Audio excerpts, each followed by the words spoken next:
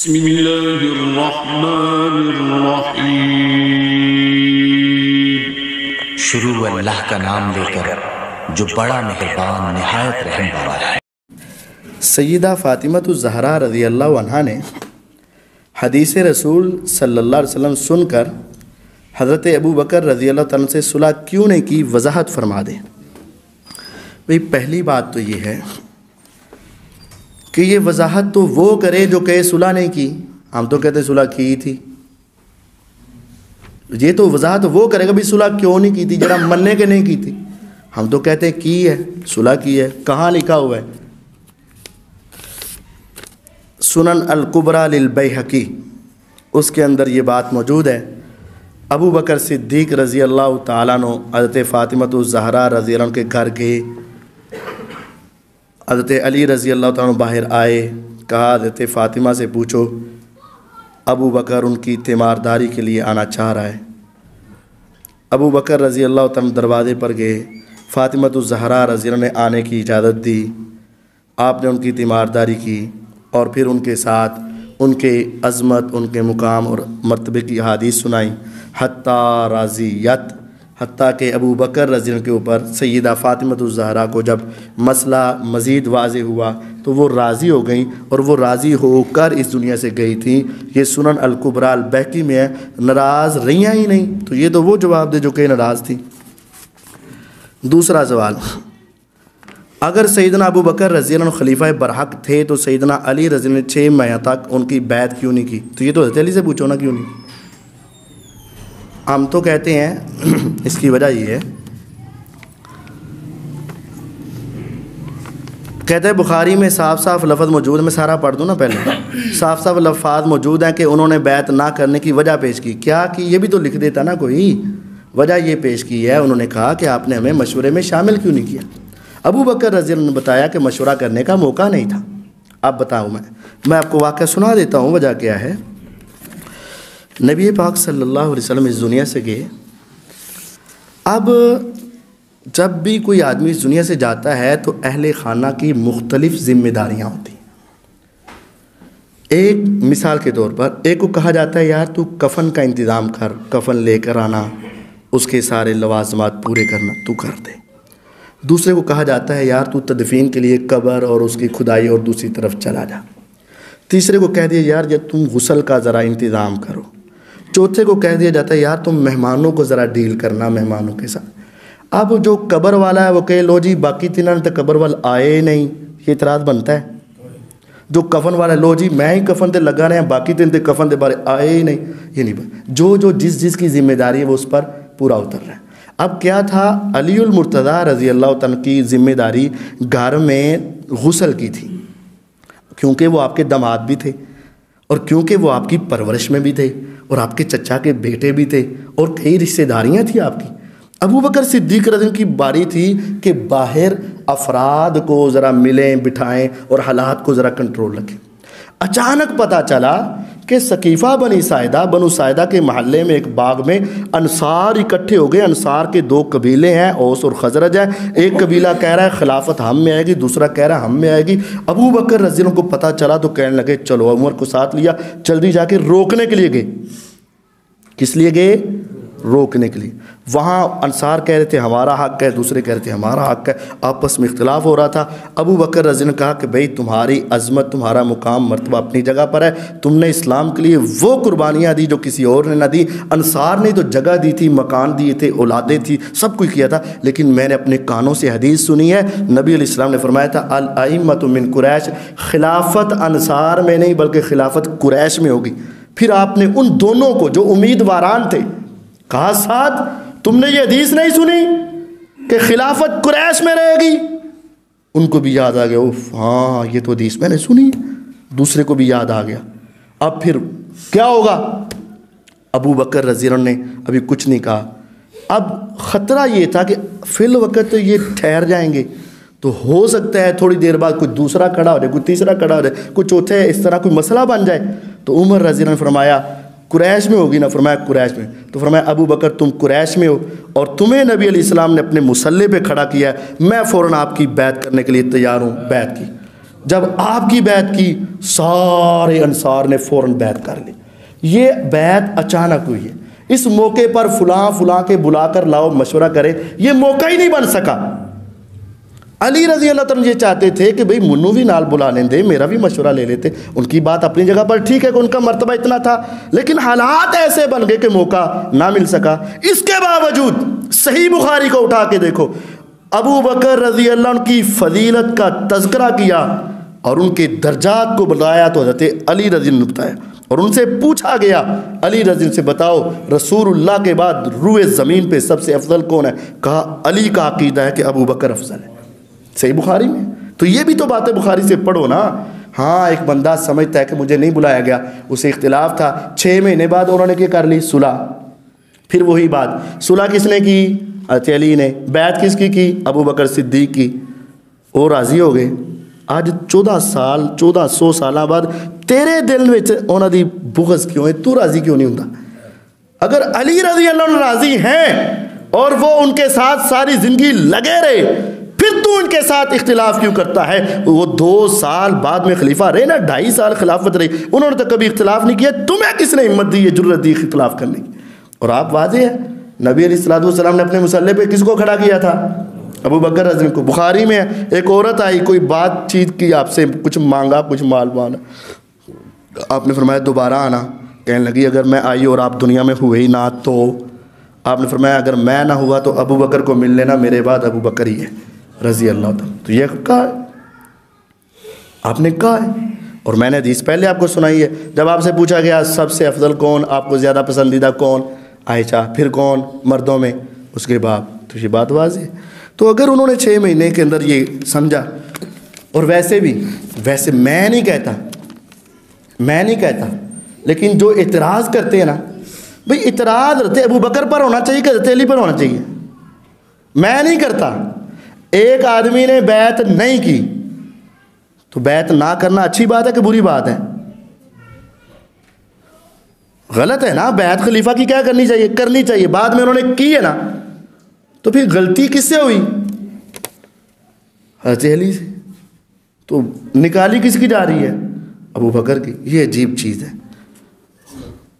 उमर रज़ी अल्लाह तआला ने कलम कागज़ ना देकर जो जुल्म उम्मत पर किया, इस पर वजाहत फरमा दे। ये जुल्म का लफ्ज़ मौदूदी साहब, मौलाना इसहाक साहब और इंजीनियर अली मिर्ज़ा साहब ने इस्तेमाल किया। हुण मैं ना वास्ते करा, अल्लाह इन्होंने दैत दवे, मैं ही कह सकना, वरना लफ्ज़ इनके लिए बहुत सख्त है। लेकिन हम फिर भी इनको नरमी याद रखते हैं। ये क्या वाक़या है? नबी अलैहिस्सलातु वस्सलाम बीमार हुए, आपने कहा कलम दुआत लेकर आओ, मैं तुम्हें कुछ लिख कर देना चाहता हूँ। कुछ ने कहा कि आप बीमार हैं, अभी आप सही हो जाएंगे तो फिर लिखवा लेंगे। कुछ ने कहा नहीं लो। तो फिर आपके पास जब शोर बढ़ गया तो आपने फरमाया उठ जाओ, मेरे पास से उठ जाओ। कहते हैं हाँ वेख्या उमर रज़ी अल्लाह ने क्या सी, सानू किताबुल्लाह कुरान हदीस काफ़ी है। अगर वो उस वक़्त लिखण वास्ते कलम कागज़ दे देंगे ना, तो हज़रत अली की खिलाफत लिख कर आपने दे देनी थी और अली ने पहला खलीफा बन जाना था और मामला ख़त्म हो जाना था। अच्छा, अब इसको समझ लें। सही बुखारी में ये हदीस मौजूद, बुखारी है तो ले आओ, मैं निकाल के हदीसें दे देता हूँ आपको। किताबुल मनाकिब बाबु फ़ज़ाइल अबी बकरिन बादा रसूलिल्लाह सल्लल्लाहु अलैहि वसल्लम। इमाम बुखारी का भी अकीदा है कि रसूलुल्लाह के बाद रूए ज़मीन पर सबसे अफजल अबू बकर रज़ी ने, उनके फ़ज़ाइल, ये बाब बांधा। आगे नकल किया है कि पैगम्बर अलैहिस्सलातु वस्सलाम ने ज़िंदगी में जब आप सेहतमंद थे, आपने फरमाया आयशा एक हदीस दूसरी हदीस की तफसीर करती, जिस तरह कुरान की तफसीर करता। आयशा रज़ी अल्लाह अन्हा, मैंने चाहा था कि मैं अबू बकर को और तेरे भाई को बुलाऊं और उनको मैं लिख कर दे दूं। यह हदीस है। मैंने सोचा क्या था कि मैं किसको बुलाऊं? अबू बकर रज़ी अल्लाह को और तेरे भाई को, यानी तेरे बाप और तेरे भाई को बुलाऊं और उनको मैं लिख कर दे दूं। फिर मैंने कहा कि अल्लाह और रूए ज़मीन के सारे इंसान अबू बकर के अलावा किसी पे इकट्ठे हो ही नहीं सकते। आपने कहा मैं लिख कर देना चाहता था, कहीं तमन्ना करने वाले बाद में तमन्नाएं ना करें और दावे करने वाले दावे ना करें। फिर मैंने सोचा लिखने की ज़रूरत क्या है, रुए ज़मीन के इंसान और आसमानों पे रब रहमान अबू बकर के अलावा किसी को अपना खलीफा मानेंगे ही नहीं। यहाँ आपने कहा था मेरा दिल करता है मैं लिख कर दे दूँ सेहतमंद हालत में, तो बीमारी में भी आपने फिर क्या लिख कर देना था, किसको लिख कर देना था? जिसको सेहत की हालत में लिखवाना था उसी के लिए बीमारी की हालत में लिखवाना था, जिसके लिए सेहत की हालत में लिखवाना था उसी के लिए बीमारी की हालत में लिखवाना था। हज़रत अली रज़ी के बारे में तुम्हें किसने कह दिया लिखवाना था? ये गंदी ज़हनियत है, राफ़िदियाना सोच है। और आगे चलिए, हज़रत उमर रज़ी अल्लाह तआला का घर कहाँ था? मदीने पार दूर, बुखारी में। वो रोज़ाना नबी पाक सल्लल्लाहु अलैहि वसल्लम के पास नहीं आते थे। उन्होंने अपने पड़ोसी के साथ ये तय किया हुआ था, एक दिन मैं अपने और तेरे जानवर सारे चराने के लिए ले जाऊंगा और तूने नबी पाक सल्लल्लाहु अलैहि वसल्लम के पास जाके रहना है और सारे दिन की बातें सुनकर रात को मुझे बतानी है। दूसरे दिन मैं नबी पाक सल्लल्लाहु अलैहि वसल्लम के पास रहूँगा और तुमने जाकर मेरे और अपने जानवर चुराने हैं। और इनका घर मदीने के किनारों पर था, अवाली में था, घर ते ना था दूर सी। तो अली रज़ी का घर नाल सी। अगर आप बीमार हो और आप कहो मुझे ये चीज़ ला कर दो, तो फिर हक घर वाले का या साथ वाले का बनता है कि दूर वाले का बनता है? तो फिर ये हक किसका बनता था? अली रज़ी का। अगर नहीं लेकर आए तो नौज़ुबिल्लाह फिर कसूर किसका है? हम तो किसी का भी नहीं कहते, हम तो किसी का भी नहीं कहते। लेकिन अगर आप दुनियादारी के एतबार से कहते हो तो फिर लगाओ फतवा, फिर बताओ। नहीं। तीसरी और आखिरी बात, क्या आपने कोई दीन का मसला बताना था?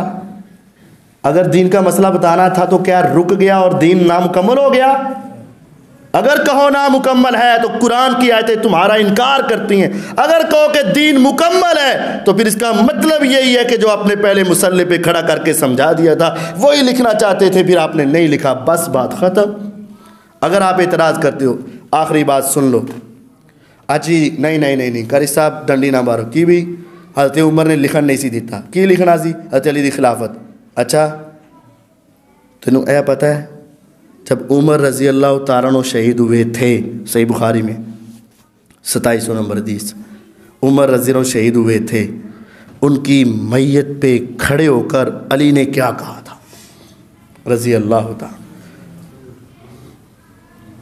क्या कहा था? पूछो इनसे, पूछो इंजीनियर से, पूछो मदूदी साहब से और पूछो इसाक जालवी साहब से, कब्र से जाके पूछो इनसे क्या कहा था वो अलीउल मुर्तज़ा रज़ी अल्लाह ने सैयदना उमर की मैयत पे खड़े होके क्या कहा था? हज़रत अली ने फरमाया था, ए उमर इन्नी कुन्तु लअर्जू अन अलकल्लाह बिमिस्ली अमलिही मिनका मा खल्लफ्ता अहदा। उमर, बामुहावरा तर्जुमा ये है, तेरी जिंदगी के ऊपर मुझे इस तरह रशक आता था, तेरे एक एक अमल को देखकर मेरा ये दिल तरसता था, काश क़यामत के रोज अली जब अल्लाह के सामने जाए तो अली के दफ्तर और रजिस्टर के बजाय सामने उमर का नामा अमाल खुल जाए तो मेरे लिए कामयाबी। हदीस है बुखारी की। उमर रज़ी अल्लाह तआला अन्हु को देखकर हज़रत अली रज़ी अल्लाह ने कहा था, उनकी शहादत के बाद रूए ज़मीन पर किसी के अमलों को देखकर मुझे रशक नहीं आया। उमर, तेरी जिंदगी के बारे में मेरा दिल चाहता था कि काश तेरे जैसे नामा अमाल लेकर मैं अल्लाह से मुलाकात करूं तो ये मेरी जिंदगी की सआदत होगी। अगर तुम ये कहते हो नऊज़ बिल्लाह हजरत उमर ने गलत किया तो फिर मानना पड़ेगा उस गलती के लिए राजी हजरत अली भी थे। अगर उमर गलत थे तो फिर हजरत अली भी क्या हुए? लेकिन हम ये कहेंगे नहीं। और हजरत उमर रज़ी अल्लाह की सारी जिंदगी के अमलों की गवाही और गारंटी किसने दी है? अलीउल मुर्तज़ा रज़ी ने दी है। ये बुखारी में नजर नहीं आता तुम्हें? बुखारी में ये नजर आता है कलम तो बात नहीं दिया, तो ये नजर नहीं आता कि उनके बारे में क्या कीमती कलिमात कैसे जुमले, सोने के पानी से लिखने के काबिल जुमले हजरत अली मुर्तज़ा रज़ी ने फरमाए। ये नजर नहीं आता तुम्हें? ये भी तो पढ़ो ना। हजरत अली हजरत उमर के तमाम फैसलों पे राजी थे। ये जुल्म है इन लोगों का जो आज बदमाशी करते हैं, अपने एक बंद कमरे में बैठकर किसी को दाखिल होने नहीं देते। बाहर आए, कोई मसूद साहब आए थे तो भीगी बिल्ली बन के बाहर नहीं निकलते। बीवी ने भी कहा था खुदा दा नाल है, इन्हें झूठ बोलना है, बह के जा उसके साथ लड़। कहता है मेरी बीवी ने कहा था कि तेरा खुदा दा खौफ कर, जाके जवाब दे। क्योंकि मैंने कहा नहीं नहीं पढ़िए, लोग के बाहर गया थे, काम खराब हो जाना। इसने कहा है, ऑन दी रिकॉर्ड कहा है, मेरी बीवी ने मुझे कहा था मसूद साहब आए हैं इससे बात कर। कि मैंने कहा नहीं नहीं तेनू की पता, शलाकी नहीं होंगी भला, मैं बाहर गया था, काम खराब हो जाएगा। हज़रत उस्मान रज़ी अल्लाह ने अपने रिश्तेदारों को, सहाबा को हटाकर गवर्नर बनाया और उनके गवर्नर ने शराब पीकर भी नमाज पढ़ाई, जिसको कोड़े लगाए गए। लो, हज़रत उस्मान रज़ी अल्लाह ने सहाबा को हटाकर क्यों किसी और को गवर्नर बनाया? ये झूठ है, हटाकर नहीं बनाया। अगर तुम कहते हो हटाकर बनाया है तो दलील देनी पड़ेगी। दूसरी बात, उनके गवर्नर ने शराब पी, अच्छा, फिर उनको कोड़े भी लगाए गए, अच्छा, ये उनकी बड़ी बुरी बात है। ये उनकी बड़ी, कितने साल हुकूमत की? 12 साल खिलाफत पर रहे। जानते हो हजरत उमर रज़ी अल्लाह के दौर में इस्लाम कितने मुरब्बा मील तक फैला था? 22 लाख। और हजरत उस्मान के दौर में इस्लाम कितना फैला था? 64 लाख मुरब्बा मील तक। अब देखो, नबी अलैहिस्सलाम की 23 साल जिंदगी, अबू बकर रज़ी अल्लाह की 2.5 साल जिंदगी, कितने साल हुए? 25 साल। हजरत उमर की 10 साल जिंदगी, कितना हुआ? 35 साल से जायद के अरसे में इस्लाम 22 लाख मुरब्बे मील तक गया था। हजरत उस्मान के दौर में 64 लाख, 22 से डबल 44, 44 और उससे आगे 20 मिलाओ 64। 12 साल हुकूमत की, 64 लाख मुरब्बा मील तक इस्लाम फैला। 12 साल चो गलतियां किनियां लभियां? एक। गलतियां किनियां लभियां? एक। वो भी झूठा इल्ज़ाम। हुआ क्या था, कूफे वालों के एक चौधरी ने किसी आम आदमी को कत्ल किया तो उस उकबा बिन आमिर रज़ी ने चौधरी की तौन ला दी थी। अब उन्होंने इनके खिलाफ प्रोपेगंडा किया, झूठे गवाह खड़े करके कह दिए कि इसने शराब पी है। वो मामला हज़रत उस्मान रज़ी तक जा पहुंचा। वो समझ गए कि ऐसा नहीं किया, लेकिन वो अभी फैसला नहीं कर रहे थे, झूठे गवाह बार बार गवाही दे रहे थे। हज़रत उस्मान रज़ी ने उसको बुलाया, उकबा बिन आमिर रज़ी को, और कहा यार गवाहों के सामने मैं मजबूर हूँ, बातें तो तेरी मुझे समझ आती हैं, लेकिन हम गवाहों के मुकाबले में किसी और की बात मानते हैं। अगर गवाह सच्चे हैं तो अल्लाह के यहाँ, झूठे हैं तो अल्लाह के यहाँ, तुम्हें कोड़े लगेंगे। हज़रत उस्मान ने अपने गवर्नर को कोड़े लगा दिए। 22 साल एक शिकायत आई, 12 सालों में एक शिकायत आई, उसको भी कोड़े लगा दिए। इस वास्ते हज़रत उस्मान चंगे नहीं सन, क्योंकि अदल कर दिया, फैसला कर दिया और उनके ऊपर हद लगा दी, इस वास्ते चंगे। अगर भाई कोई आदमी किसी को सज़ा दे दे, एक गलती निकली हो और वो उसके ऊपर भी सज़ा दे दे और उसका मामला भी अभी मशकूक हो, तो ये उसके अच्छे होने की अलामत है कि बुरे होने की अलामत है? तो ये इतराज़ बनता है। अच्छा, नहीं नहीं नहीं, असल चेना ने शराब पीने वाले नू लाया क्यों? क्या नबी अलैहिस्सलाम के दौर में कुछ सहाबा से गलतियां नहीं हुई? इतराज़ नबी पर आएगा। क्या हज़रत अबू बकर के दौर में कुछ सहाबा से गलतियां नहीं हुई? इतराज़ अबू बकर पे आएगा। क्या हज़रत अली रज़ी के दौर में लोगों से गलतियां नहीं हुई? क्या इतराज़ हज़रत अली पर आएगा? नहीं, ये बकवास है जो उनके ऊपर लगाई जाती। मोहम्मद बिन अबी बकर रज़ी को किसने शहीद करवाया? किसी ने भी नहीं शहीद कराया। ये ख़ुद लड़ने के लिए गए थे मिस्र के अंदर और वहाँ के लोगों ने शहीद किया था। और अम्मा आयशा ने इनके लिए बद्दुआ की हुई थी, ऐ अल्लाह जिस तरह ये हज़रत उस्मान को कत्ल करने के लिए आया था, इनको तुम भी तबाह बर्बाद कर दे तो कत्ल हो गए। इसमें कौन सी बात है? सैयदना अली रज़ी पर सब्बो शतम के अल्फाज करना कैसा है, जबकि तारीख़ुल खुलफ़ा में लिखा है, आले उमैया के लिए मौजूद है। ਇਹ ਮੈਨੂੰ ਤੁਸੀਂ ਦੱਸ ਦੇ ਨਾ तो मैं लैके आंदा किताबां नाल। तारीख़ुल खुलाफा लफ्ज़ क्या है? तारीख़ुल खलीफ़ों की तारीख़। इस तारीख़ुल खुलाफा में हज़रत मुआविया को खलीफा लिखा गया, वो मानते हो? इस तारीख़ुल खुलाफा में यजीद को खलीफा लिखा गया, मानते हो? इस तारीख़ुल खुलाफा में मरवान को खलीफा लिखा गया, मानते हो? नहीं वो तो नहीं मानते थे, ऐ कदों मानते हो? फिर उदों मनन गए तुहानूं कुछ हुंदा है? उस वक़्त तारीख़ुल खुलाफा नहीं रहती। झूठ बोलते वक्त तुम्हें शर्म नहीं आती?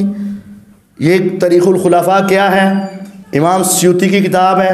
स्यूती कब फौत हुए हैं? 900 हिजरी में फौत हुए हैं। 900 साल बाद दियां गल्लां बगैर दलील तो लिख के तुम मानते हो? इनू तारीख़ुल खुलाफा में सनद नहीं है। वकाला गैरुहु, किसी ने कहा है कि ऐसे होता था, ये लफ्ज़ लिखे हुए। किसने कहा है? पता ही कोई नहीं। क्या सनद है तुम्हारे पास? 900 साल बाद एक बंदा फौत हुआ, उसने अपनी किताब में बेबुनियाद बेसनद बगैर सनद तो झूठी रिवायत लिखी। किसी ने कहा था, एडे दुनिया के मुहक्किकीन ने मान लब गई दुनिया की अजीम बात लब गई, क्योंकि बनु उमैया जो गालियाँ देते थे। ये है तुम्हारा ईमान? मैंने तो कहा हुआ है मिर्ज़ा को, कभी दुनिया में इसकी सनद पेश कर दे, कभी दुनिया में इसकी सनद पेश कर दे। एक होती है ज़ईफ़ सनद, होती है रावी कमज़ोर है। एक होती है मौजू मनगढ़ंत, एक होती है गप जिसकी सनद है ही नहीं। ये वो गप है जिसकी सनद है ही नहीं, और मिर्ज़ा साहब ने खुद इसको लिखा हुआ है। जमलो सिफ़ीन में अकबर कौन था? दोनों ही। हज़रत अली या अम्मी आयशा? दोनों ही। तला ज़ुबैर या मुआविया? दोनों ही। लो जी, जमल और सिफ़ीन में अकबर कौन था? दोनों ही। लो कर सब इंज ते ना करो। दो तो नहीं हो सकते ना, लड़ाई हो, एक सच्चा एक झूठा। अच्छा मैनू दसो, हज़रत मूसा अलैहिस्सलातु वस्सलाम जब कोहे तूर से वापस आए थे, हारून अलैहिस्सलाम की दाढ़ी से पकड़ लिया था, हक पर कौन था? मूसा का हारून? ऐ दोनों नहीं हो सकते, उधर दोनों नहीं हो सकते। अगर इधर दोनों हो सकते तो उधर दोनों नहीं हो सकते। हज़रत अली और फातिमा के दरमियान इख्तलाफ हुआ, हक पर कौन था? दसो हुण, उदों भी दसो ना। हज़रत अब्बास और हज़रत अली के दरमियान इख्तलाफ हुआ, हक पर कौन था? उदों भी दसो ना। हज़रत अकील और हज़रत अली के दरमियान इख्तलाफ हुआ, हक पर कौन था? तो जो उत्थे हो सकते थे, इत्थे नहीं हो सकते। नबी अलैहिस्सलातु वस्सलाम की हदीस है, मेरा ये बेटा हसन मुसलमानों की 2 अज़मत वाली जमातों के दरमियान सुलह करवाएगा। मुसलमानों की अज़मत वाली 2 जमातों के दरमियान, तो दोनों ही हक पर हुए ना। फिर यजीद का दिफा करना कैसा है, जबकि मुहद्दिसीन इससे हदीस लेना भी पसंद नहीं करते थे। तेनू के ने क्या नहीं करते सी? इमाम इब्न तैमिया ने भी कभी इसका दिफा नहीं किया, और अहले हदीस इसको रहमहुल्लाह कहते। सहाबा यजीद के बारे में क्या मौक़िफ़ रखते थे? बड़ा सवाल वधिया है। आखिरी सवाल, सहाबा यजीद के बारे में क्या मौक़िफ़ रखते थे? हम इनको कहते हैं, तुम यजीद के बारे में क्या मौक़िफ़ रखते हो? जो मौक़िफ़ रखते हो, अल्लाह की कसम, सिर्फ सहाबा नहीं, 1 लाख से ज़ायद सहाबा और जितने ताबईन उस वक़्त ज़िंदा थे, किसी एक सहाबी या ताबी का यजीद के बारे, उस वक़्त जो ज़िंदा थे सहाबा और ताबईन, किसी एक का भी यजीद के बारे में कोई जुमला साबित कर दो, हम वही अपने मिंबर पर खड़े होकर कह देंगे। समझ आई गल थी?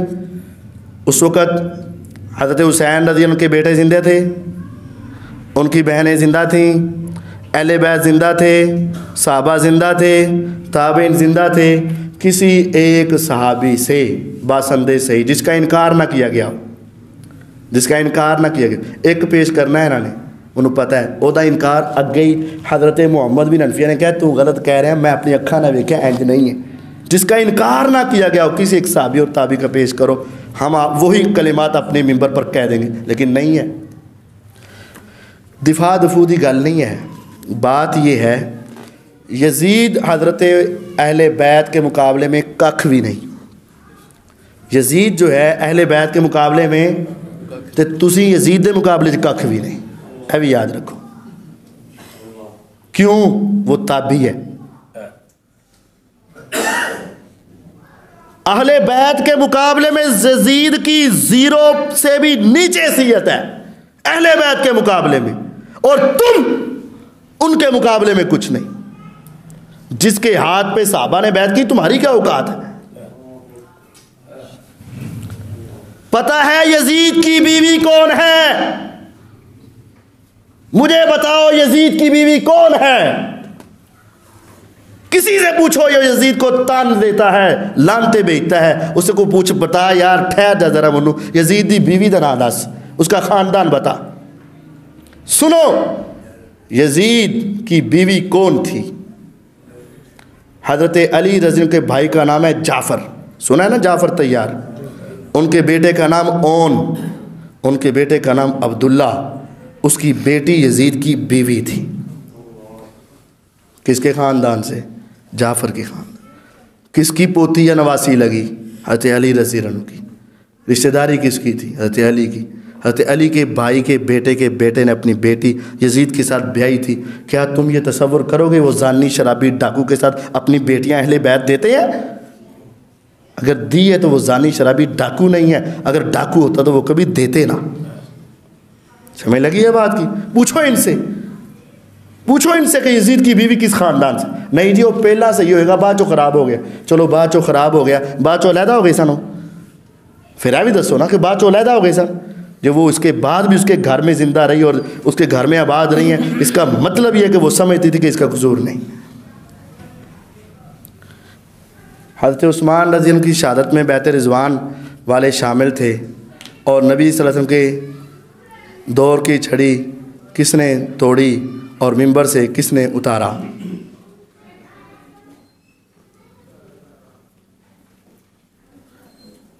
क्या हज़रत उस्मान की शहादत में बैत रिज़वान वाले शामिल थे? नहीं, बैत रिज़वान वालों में कोई एक भी हज़रत उस्मान को शहीद करने वालों में शामिल नहीं था। ये झूठ और बकवास है कि कोई सहाबी हज़रत उस्मान को शहीद कर रहा था। कौन है जो खड़ा हुए पेश करे हमारे सामने? ये लिखा है, क्या हज़रत उस्मान की शहादत में बैत रिज़वान वाले शामिल थे? नहीं। आगे आप पे लिखा है, नबी के दौर की छड़ी किसने तोड़ी और मिंबर से किसने उतारा? मुन्नू तो नहीं पता, तू दस के ने उतारे, हमें पेश करो, सनद के साथ पेश करो, किसने उतारा और किसने तोड़ी। कोई साहबी ऐसा नहीं था। क्या हमसे रोज़े क़यामत यजीद या हुसैन रज़ी के बारे में पूछा जाएगा? बिल्कुल भी नहीं पूछा जाएगा। हाँ, अगर गालां कटोगे फिर पूछा जाएगा। अगर मोहब्बत करोगे तुम्हें इनाम मिलेंगे, अगर गालियाँ निकालोगे पूछा जाएगा। वैसे कुछ नहीं, चुप रहो। मैं भी ऐसा अक्सर इनके मामले में खामोश रहता हूँ, अक्सर हम इनके मामले में खामोश रहते हैं। हाँ, अगर पूछोगे तो बता देंगे। अली, फ़ातिमा, हसन, हुसैन रज़ी अल्लाह अन्हुम के साथ अलैहिस्सलाम लिखना या कहना कैसा है? देखें जी, अगर तर्जमे के एतबार से देखें तो कोई हरज नहीं है। जिस तरह हम अस्सलामु अलैकुम कहते हैं, इस तरह अलैहिस्सलाम है। तर्जमे के एतबार से देखें तो कोई हरज नहीं। लेकिन अगर एक इस्तिलाह के तौर पर देखें तो जिस तरह आप जानते हैं कि अगर मैं दरस दे रहा हूँ तो मैं किसी लफ्ज़, किसी नाम के बाद रज़ी अल्लाह अन्हु बोलूँ तो आप क्या समझेंगे? वो बंदा कौन था? साहबी था। और किसी नाम के बाद अलैहिस्सलाम बोलूँ तो क्या समझेंगे? वो कौन था? नबी था। अगर आप उस इस्तिलाह के एतबार से समझें तो वो नबियों के लिए है। तर्जुमे के एतबार से देखें तो बोला जा सकता है तेरे लिए, मेरे लिए। हम कहते नहीं अस्सलामु अलैका अय्युहन नबी व रहमतुल्लाहि व बरकातुहू, अस्सलामु अलैना, अपने उत्ते भी सलाम, व अला इबादिल्लाहि सालिहीन, सारे नेक बंदों पर क्या हो? सलाम। तो अलैहिस्सलाम ये तो है, अस्सलामु अलैकुम व अलैकुमुस्सलाम। तर्जुमे के एतबार से तो कोई हरज नहीं है। इस्तिलाह के तौर पर ये नबियों के साथ ख़ास है, वहाँ रखना चाहिए। सुब्हानक अल्लाहुम्मा व बिहम्दिका अशहदु अल्ला इलाहा इल्ला अंता अस्तगफिरुका व अतूबु इलैक।